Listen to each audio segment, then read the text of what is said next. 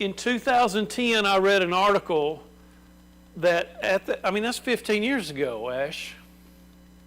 You know, I know electricians can't add or subtract, so I help you out. 15 years ago,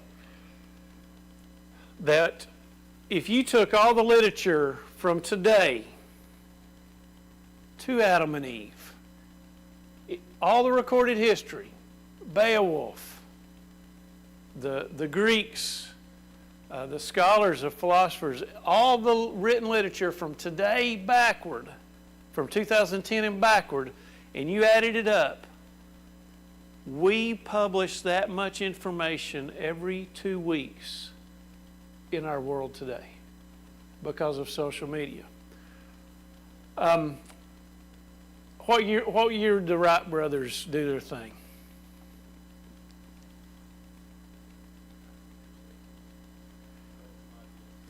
Yeah, okay, very good. We'll go with that. Okay, 93 feet. Big deal. 60 years later.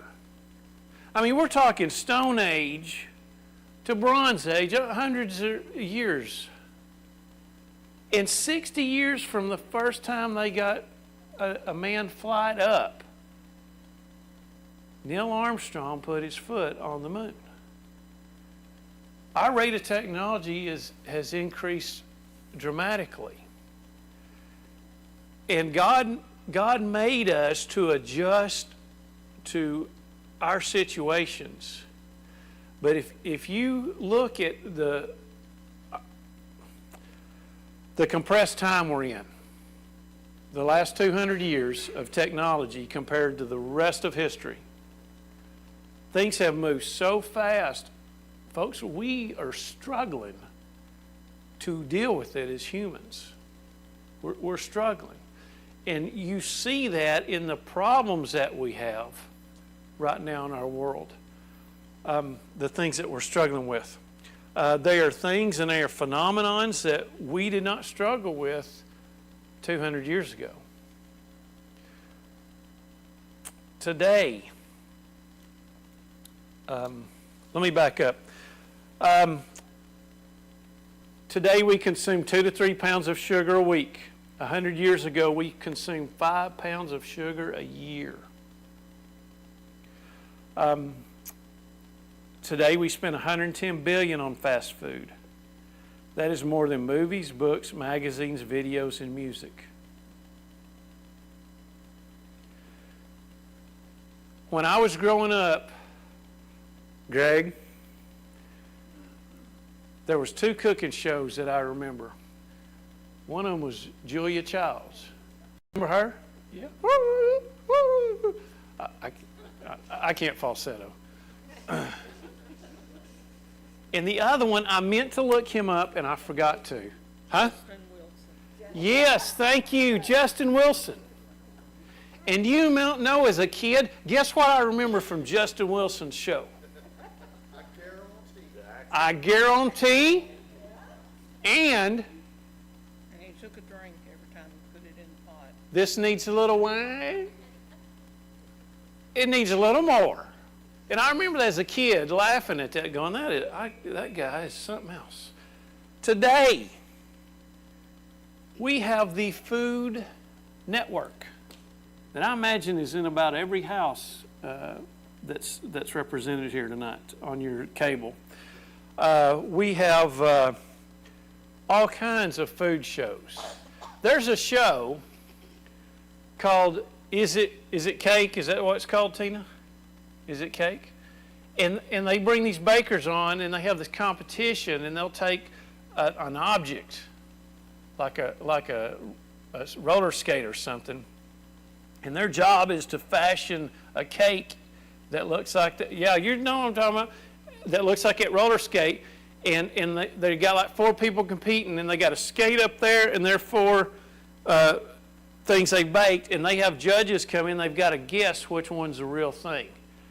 And Charles Lewis, you ever seen that show? Wow. And listen, the dumbest concept and idea, Rodney, on the planet. That's why I'm not in Hollywood. But if I walk through the house and that show's on, I start watching it. I do not know why to this day. But we are inundated by food. Back in the 1980s, Ash, let you use this one. We used to say things, Kristen's going to love this, like rad, okay, and gnarly. But we didn't have a word that was foodie. Foodie. You ever heard that term? A foodie. Yeah, you've heard that term. There are complete Instagram and YouTube channels dedicated to food. In fact, on the 4th of July, my smoker had a brisket and 4 racks of ribs in it, and I kept sending Mark updates. Just playing with his mind. Yeah. So we have a lot of influence on us that other generations before us did not have. In 1988, 22% of adults were obese. Today, it's over a third in our country. And there's a lot of reasons for that. And one of the big reasons is our food supply. I love bacon and eggs and breakfast. I will eat breakfast for morning, for lunch, and for dinner. My wife, it's amazing. Sometimes I'll come home late in the evening, late at night. I work some odd hours sometimes, and I'll be hitting the shower, and she'll go, "What do you want?" And I'll say, five fried eggs, throw some cheese on them, and 6 pieces of bacon. And I mean, I just love that stuff. But Sam sells these omelets, these frozen omelets with cheese in them, and they are good. And what's nice, Amy, is you open those things up, you open the end up, you put it in the microwave for 90 seconds. I mean, it gets it good and hot, and they are delicious. And I love those things, Rodney, because that's what I like to eat for breakfast, and it's quick. I love eggs and bacon. But one day, Matt, I just happened to look at the ingredients on those omelets. It should say eggs and cheese. That's what it should say.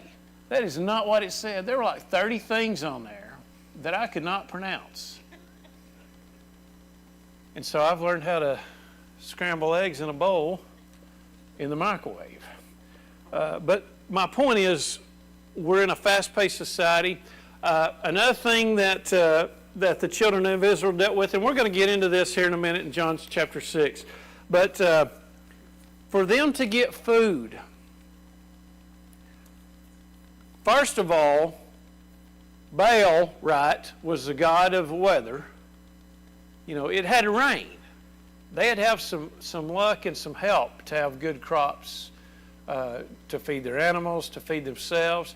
They couldn't just go through the drive-through. It was a big ordeal to get food.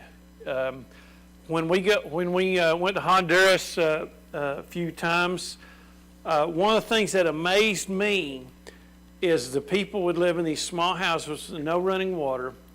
Sometimes they had electricity. About half the time they didn't even have that. It's a lot easier to run wires than it is to pipe in things. But they would spend their entire day trying to get food. Whether they're begging or trying to go into town and work a little bit and get some money, or they're out working their crops. But they consume so much time of their day trying to get food, and we don't do that. We don't even think about that hardly. One of the biggest frustrations on the planet, Wayne Carter, is after Mike Rain's sermon and the amen. You know what it is? What are we going to eat? I'll never forget when Tayton and Caitlin were little. We asked that question. We were all standing around, Cunningham clan. And we're talking, and they're jumping up and down. They're like 5 years old, jumping. Can we go to Mexico Viejo, Mexico Viejo, Mexico Viejo? None of us wanted to go. We like just ate there or something. And they're just begging us, these little girls. And we finally, none of us had any ideas, so we're going to let the kids choose, right, Julie? Just let them choose. At least they'll be happy. So we go, Todd, to Mexico Viejo. And they get the menu, and the waitress comes around and they go, what do you want? Grilled cheese? I had no clue Mexico Viejo made the best grilled cheese. Food is pleasure. God made food and pleasure. But pleasure is a piece of happiness. Pleasure is not happiness. And that's one of our big issues in Western civilization is we confuse pleasure and happiness. I'm kind of odd, but there's this app called Google Earth. And let me tell you, it's amazing. You can see, you can drill down, look at different stuff. I've looked at all kinds of things. I went and looked at the pyramids on my iPad through Google Earth. It's amazing. But one day I heard something on the radio about, on the news, just in a passing on Los Angeles about Skid Row. I thought, I've never. So I Googled Skid Row and I find the streets that it's on. And I go and I zoom down on Google Earth and you wouldn't believe. I mean, for like a square half mile, which is a big area of a city, it is tents on tents. No one can walk down the sidewalk.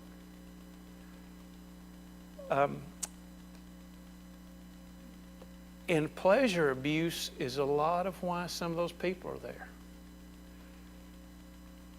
God created pleasure. Pleasure is a part of happiness, but it is certainly not all of it. But excess is the problem, and we let the genie out of the bottle when we don't control our pleasure. And by the way, there's a vulnerability there in pleasure. God gives us pleasure, allows us to have pleasure, but there's a vulnerability in there that Satan can get in and work against us and separate us from God if we're not careful. Pleasure's a blessing, but if we take God off the throne and let our pleasure be on the throne, it is a curse. 2 Corinthians, stay in John 6. I'm just going to read a couple things for you. 2 Corinthians 1, 3 through 6. Blessed be the God and Father of our Lord Jesus Christ, the Father of mercies and the God of all comfort, who comforts us in our affliction, so that we may be able to comfort those who are in any affliction with the comfort with which we ourselves are comforted by God. God is our comforter. I am a stress eater. And it took me years to figure this out. Now, the good news is I don't get stressed very often. You know, at 2 in the morning when your phone goes off and there's a tornado warning? I'm the guy that stays asleep and my wife's in the living room with all the news turned on. I don't get too stressed, but sometimes I do, and I'll catch myself just tearing through the worst food. And so in those times, I need to shift my attention to our comforter, to God. Ecclesiastes 9:7, go eat your bread with joy, drink your wine and make merry heart, for God has already approved what you do. Food is not a bad thing. Pleasure is not a bad thing, but taking God off the throne is what's bad. In Isaiah 9:6, he is called the Prince of Peace. Matthew 6:25, therefore I tell you, do not be anxious about your life, what you will eat or what you will drink, nor about your body, what you will put on. It is not life more than food, and the body more than clothing. We have a hard time understanding how obsessed they were with trying to eat, with trying to feed themselves. In our Maslow, this Donna perked up. Do you know Maslow, Donna? Yeah. He has this hierarchy of needs. And you can't get to level 7 until you've passed level 2. And if you're not caught up on your sleep and your food, like our good people in Honduras, they're not very productive because they can't get past level 2. And so we're blessed that we can get past those levels. But when we're referring back to Jesus' words, these people were really obsessed with getting those basic needs met. You've got to get those basic needs met. Let's get over here in John chapter 6 real quick. I got 1 through 66, but there's no way we're about to read all that, Philip, because I've only got 15 minutes, looks like, here. Let's start in verse 1. After this, Jesus went away to the other side of the Sea of Galilee, which is the Sea of Tiberias, and a large crowd was following him because they saw the signs that he was doing on the sick. Jesus went up on the mountain, and there he sat down with his disciples. Now the Passover feast of the Jews was at hand. Lifting up his eyes, then seeing that a large crowd was coming toward him, Jesus said to Philip, "Where are we to buy bread so that these people may eat?" He said this to test him, for he himself knew what he would do. Philip answered him, 200 denarii worth of bread would not be enough for each of them to get a little. One of his disciples, Andrew, Simon Peter's brother, said to him, "There is a boy here who has 5 barley loaves and 2 fish. But what are they for so many?" Jesus said, "How the people sit down." Now there was much grass in the place. So the men sat down, about 5,000 in number. Jesus took the loaves, and when he had given thanks, he distributed them to those who were seated. So also the fish, as much as they wanted. And when he had eaten their fill, he told the disciples, "Gather up the leftover fragments, that nothing may be lost." So they gathered them up and filled 12 baskets with fragments from the 5 barley loaves, left by those who had eaten. When the people saw the sign that he had done, they said, "This is indeed the prophet who is to come into this world." Perceiving then that they were about to come and take him by force and make him king, Jesus withdrew again went to the mountain himself. So he feeds the people. The people need food. They've got a need. He feeds them. And then he escapes away. Chris, if you read the Gospels, Jesus is a sneaky dude. It's amazing how many times he just gets away from everybody and goes and talks to the Father. But he gets away from these guys here.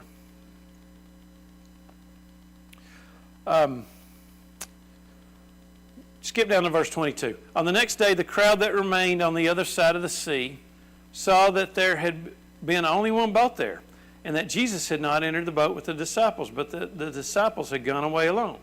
Other boats from Tiberias came near the place where they had eaten bread after the Lord and had given thanks. So when the crowd saw that Jesus was not there, nor his disciples, they themselves got into the boats and went to Capernaum. When they found him on the other side of the sea, they said, "Rabbi, when did you come here?" Jesus answered them, "Truly, truly, I say unto you, you are seeking me not because you saw signs, but because you ate your fill of the loaves." Jesus has become the welfare state. Here's a guy that'll feed us. He says, "You're following me because I gave you bread. Do not work," verse 27, "do not work for the food that perishes, but for the food that endures to eternal life, which the Son of Man will give to you. For on him God the Father has set his seal." When they said to him, what must we do to be doing the works of God? Jesus answered them, this is the work of God, that you believe in him who has sent, who has sent. So they said to him, then what sign do you do that we may see and believe you? What work do you perform? They want him to give them a sign.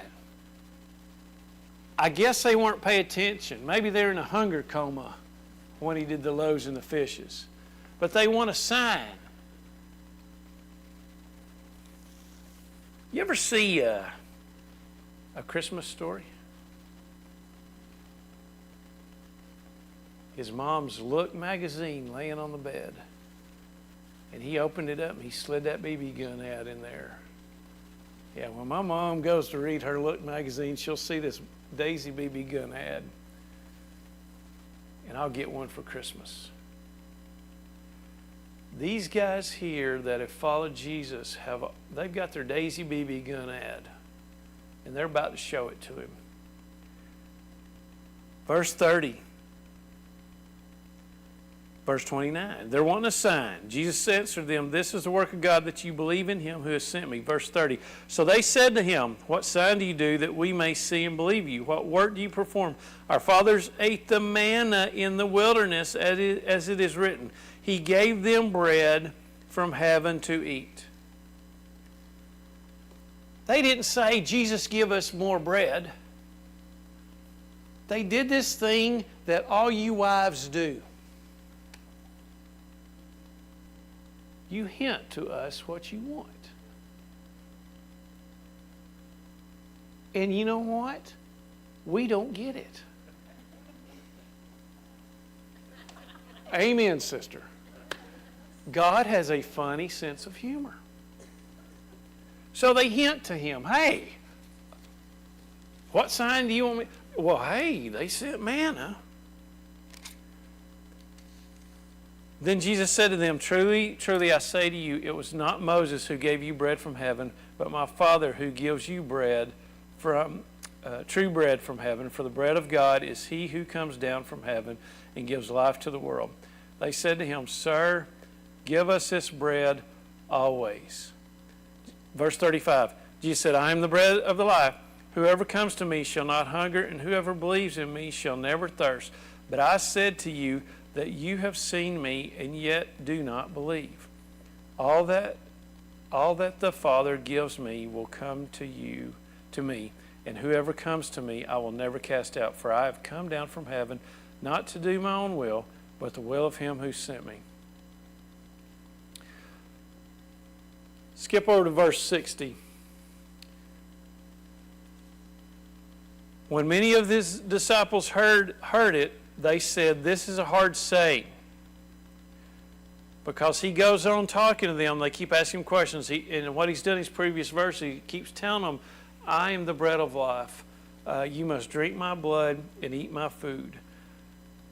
Verse 60, when many of his disciples heard it, they said, this is a hard saying. Who can listen to it? But Jesus, knowing in himself that his disciples were grumbling about this, said to them, do you take offense at this? Then what if you were to see the Son of Man ascending to where he was before? It is a spirit who gives life. The flesh is no help at all. The words that I have spoken to you are spirit and life. But there are some of you who do not believe. For Jesus knew from the beginning who those were who did not believe and who it was who would betray him. And he said, this is why I told you that no one can come to me unless it is granted him by the Father. After this, many of his disciples turned back and no longer walked with him. We know that there is a hole in every human being on the planet that's got to be filled. And food cannot fill it. And entertainment cannot fill it. And ambition cannot fill it. And people chase ideas. We've seen these documentaries. Why do some of these people join cults? That's crazy. Remember in the 90s, that spaceship one? Remember those people that killed themselves that were going to go up to space and meet the god from Neptune or something? Come on. All men seek to fill this void, and so many are filling it in the wrong way, and we know that. But the cautionary tale here today is, are we doing the same thing?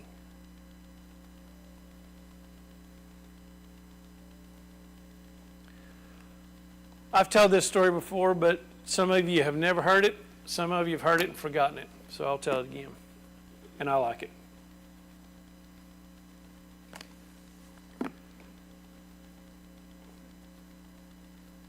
When my granddaughter Kennedy was born, she was at that auction for 7 minutes. Now, I'm a positive person. I told you a while ago, don't stress that much. But 7 minutes, are you kidding me, Philip? I mean, Navy SEALs don't do that. And for 72 hours, we did not know the outcome. Born in Jonesboro, immediately flown to Children's in Little Rock. Didn't know the outcome. I mean, 72 hours of wondering, 72 hours of praying, 72 hours of me as a father wondering what is going to happen to my son, who was still in college at the time, Tanner, and how he was going to handle this new responsibility if this child has special needs. That happens. We deal with it, but as a father of a father,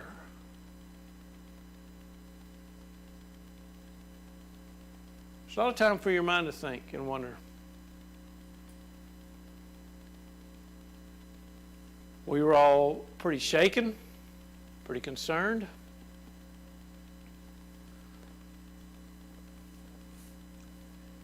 And then two men that I admire most in my life walked in the door. That's my father and my father-in-law.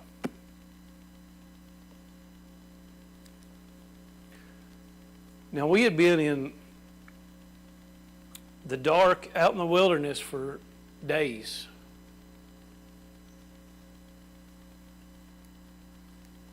And when those two guys walked in, you could feel it. The confidence that they had in God, you could feel it. We could all feel it. And they, I love you, but they were no smarter than us. But here's what these two guys knew. Because Mark has buried 3 brothers,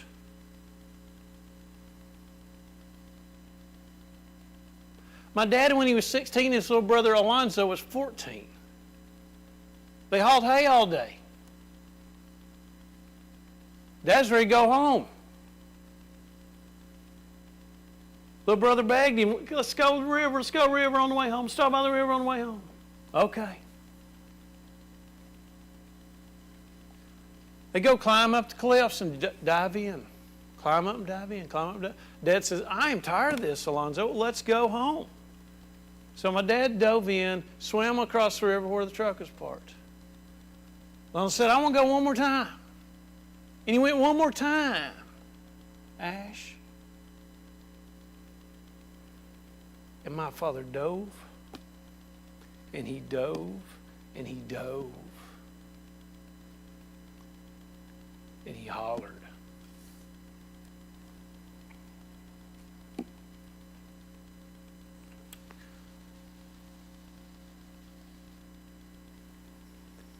March 18th, 2003. I get a call at 9:45 p.m.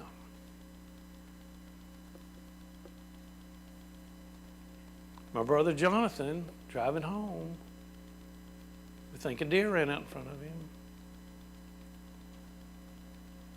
Hit a pine tree and was gone, 19 years old.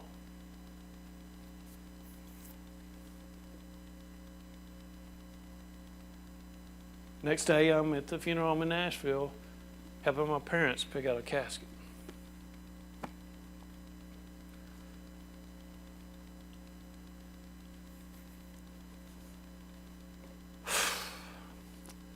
I remember being a kid and worrying about death. Kids do worry about goofy stuff. Jesus beat death. My father and my father-in-law have walked hand in hand with death. They have painfully dealt with death in their family. And when they walked in that waiting room in Children's Hospital, it was, we don't have a clue how this is going to turn out. But we know we're going to be okay no matter how it turns out.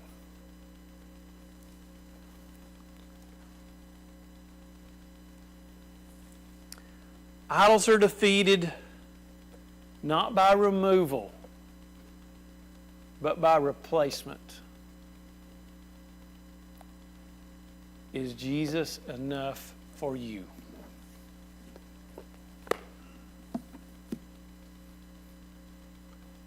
All right, Ash, that's it.